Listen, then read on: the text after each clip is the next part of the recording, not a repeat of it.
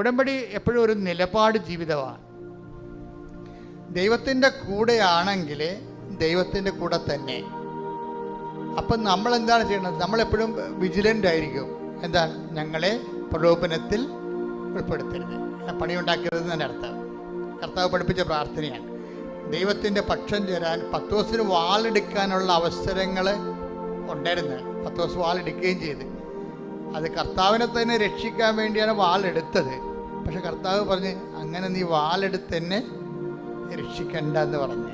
അതാണ് സംഭവം. അപ്പം വാൾ ഉറയിലിട്ടിട്ട് അവൻ മാറി നിന്ന് അത് പറഞ്ഞ് ഇപ്പം പിതാവിൻ്റെ സമയമാണ് എന്ന് പറയും. ഇപ്പം നീ എന്നെ ഇങ്ങനെ രക്ഷിച്ചിട്ടും വലിയ കാര്യമില്ല, ഇപ്പം ഇത് ക്ലേശങ്ങളുടെ സമയമാണ്. അപ്പം ഈശോ എന്താ പ്രാർത്ഥിക്കണത്? പിതാവേ, അങ്ങേ പുത്രനെ മഹത്വപ്പെടുത്തണമേ. അതാണ് വിഷയം. അതിനെല്ലാം സമീപനങ്ങളുണ്ട്. സുവിശേഷം കരുത്താർന്നൊരു സമീപനമാണ്. നമ്മൾ വിശുദ്ധിയോടെ തുടരുകയും ചെയ്യണം, അതേസമയം തന്നെ പ്രലോഭനങ്ങളെ അതിജീവിക്കണം. അതേസമയം നമുക്കെതിരെ വരുന്ന ബലപരീക്ഷണങ്ങൾക്ക് ദൈവത്തെ കക്ഷി ചേർക്കുകയും ചെയ്യണം. വളരെ തന്ത്രപരമായ ഒരു ജീവിതമാണിത്. തന്ത്രപരമായ ജീവിതമാണ്.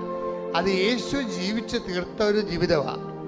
യേശു ജീവിച്ച് തീർത്ത ഒരു ജീവിതം.